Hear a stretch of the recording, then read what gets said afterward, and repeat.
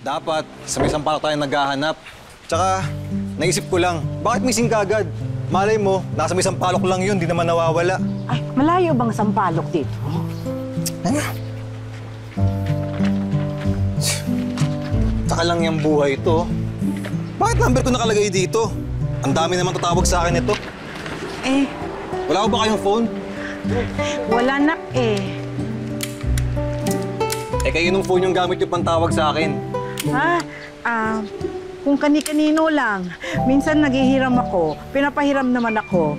Minsan hindi, kasi akala nila magnanakaw ako. Nasaan po ba ibang kamag-anak nyo? Dili ko alam dong eh. At saka, ayaw ko nang maghingi ng tulong sa kanila. Kasi kadalasan ba, yung mga kamag-anak ang unang tatalikod sa'yo. Lalo na pagka walang-wala ka. Imposible itong ginagawa natin. Hindi natin mahanap si Buboy ng ganito. Ay, naku nak, gagawin kong lahat. Pakita ko lang si Buboy ko. Wala naman akong choice. Nangyang buhay naman to. Dong, hindi mo sasabihin yan. Kasi ikaw, maswerte ka sa buhay mo kumpara sa iba. Kumpara sa amin.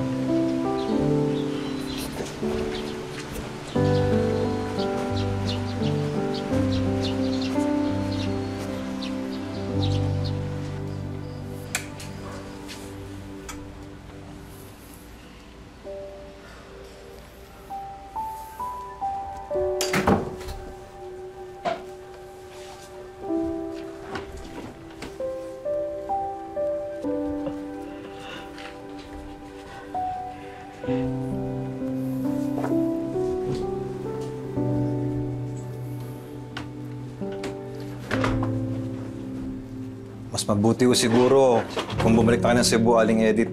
Malay nyo, balitaan ni Buboy yung nangyari sa pamilya nyo, tsaka sa lugar nyo. Baka umuwi na yun doon. Wala man siyang babalikan doon. Kaya sigurado akong hindi uuwi yun doon. Sigurado ko kayo? Sigurado ako, nak.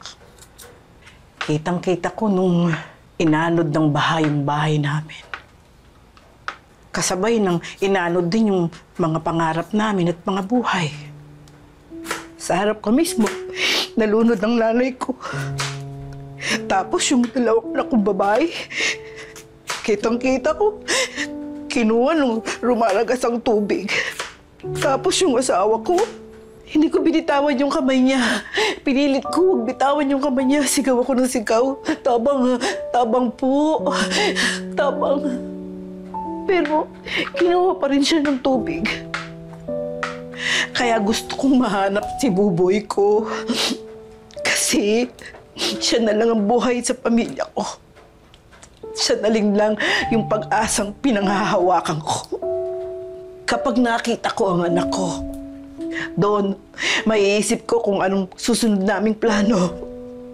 Kahit walang matira sa amin. Kaya dapat po, nakaplano yung buhay nyo. Importante na sigurado ka sa lahat ng gagawin. Para kahit may mangyaring sakuna, handa kayo. Padaling sabihin yan sa'yo, nak. Pero alam mo, nak, hindi pare-pareho ang mga tao. Hindi lahat kagaya mo.